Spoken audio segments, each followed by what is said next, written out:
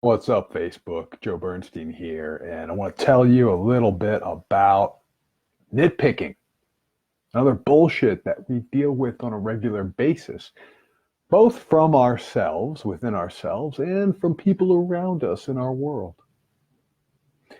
So, I want to actually make a bold statement and say that there is no such thing as nitpicking. There's no such thing as inconsequential bickering. There's no such thing as somebody just finding a reason to complain.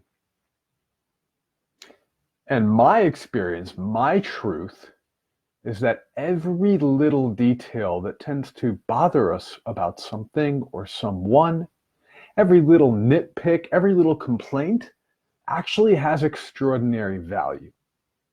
Now, the value is not continuing to complain. The value is not letting these things frustrate the fuck out of us until we get into a rage or until we feel like we're totally hidden and we don't tell our truth anymore. The value is in understanding the meaning behind it and learning to create something powerful from it. So I'm going to give you my primary distinction. As you all know, a consumer is someone who, you know what, it's fine to consume, but I don't want to be the average consumer. That sounds insulting to me.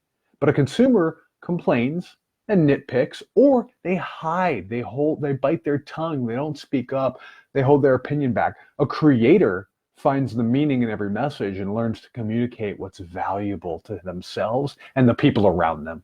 And so I want to tell you a little bit about um, my client that I'm working with today, and so I can help you understand this concept and give you some ideas on what to do about it. So I've got this client I'm working with, and I'll spare you all the details, but essentially we were working on him coming up with a concept of him being the ideal partner for his wife. Him and his wife been together for years and years and years and years and years and years and years and years. And functionally, they're successful together. They have three daughters. Well, sorry, they have three children, two daughters, one son, and anywhere from the age of about 10 to 5. And essentially, he's got to the point in his relationship where he feels like they're just a really good team at um, raising children. They don't feel that connected anymore. So we're doing all of this deep work to help him understand what's needed for him to feel more connected, to create more connection, not just to magically feel it, because we're working on being a creator, not a consumer. And of course, when we have complaints about our partner or we feel disconnected, there's parts of ourselves that we're not happy with. There's parts of ourselves we're disconnected with. So we're working on him coming up with an idea of what would he be, who would he be if he was the ideal partner for his wife, the ideal husband.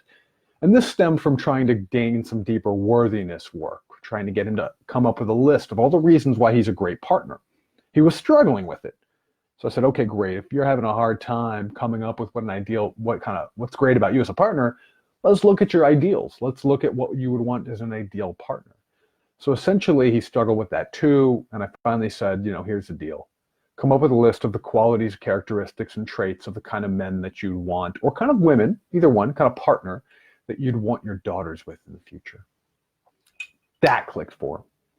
So he came up with a long list. And at the very top of this list is he wants to be an authentic partner.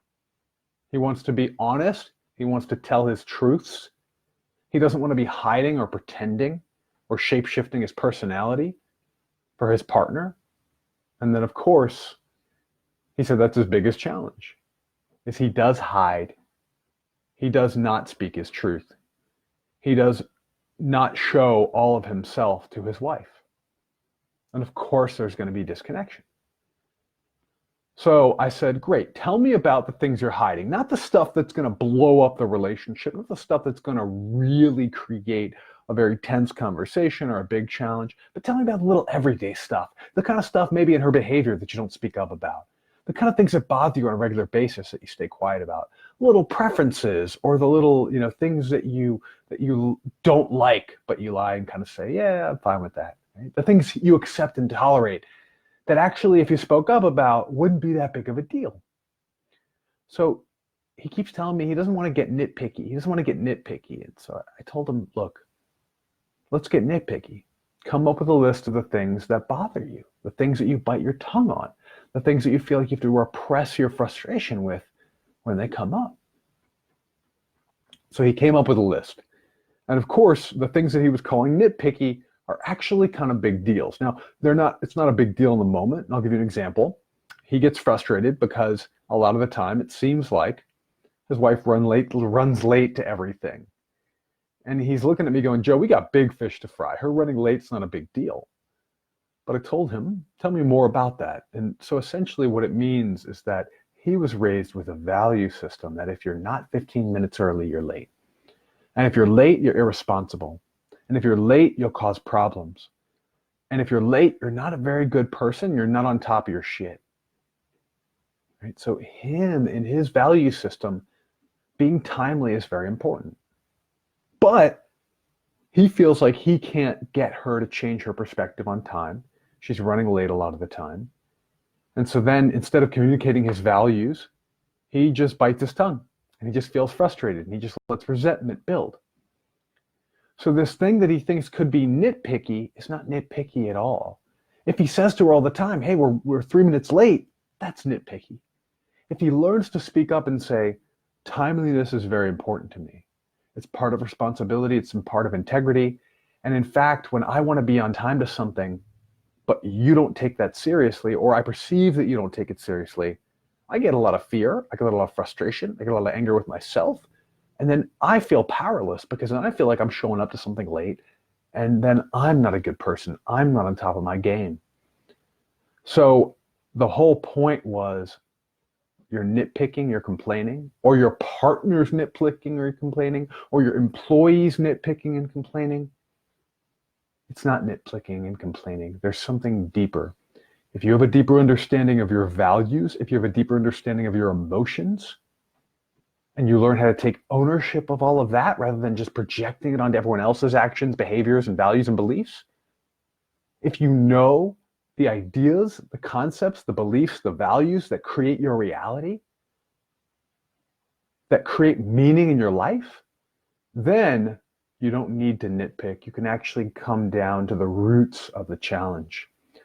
Most of the things that are going to frustrate you about your employees, about your partner, about your kids, even if they seem like they're little details and they're nitpicking, they're going to be about time. They're going to be about money. They're going to be about energy. They're going to be about appreciation and recognition of each other.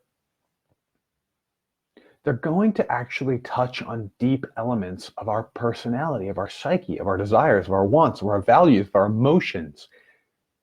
Your task in life, if you should choose it, is today, I want to challenge you to find one thing that you're frustrated with, or one little complaint, or one little thing where you tell yourself, God, they're just being nitpicky, or I'm just being nitpicky. And I want you to come up with the deeper meaning behind it. What's the value at play? What's the emotion coming up? What's the ideal or the belief system that you tell yourself is actually the reason why this is frustrating you? Never let a frustration, never let a complaint just be a complaint. Dig into the value, dig into the meaning, and you will start to have better relationships with yourself and others, and you will start to have a more meaningful and intentional life. So just for today, can you find a thing you want to complain about and understand the deeper meaning? And if you're bold enough, communicate it to someone on the other end. That's what I got for you. I hope this is helpful. A consumer complains and nitpicks and hides. A creator finds meanings in every moment of frustration, of misalignment, of disconnection. Go out there and find meaning in the world. If this is helpful, comment below or go ahead and forward this to someone you love. Peace.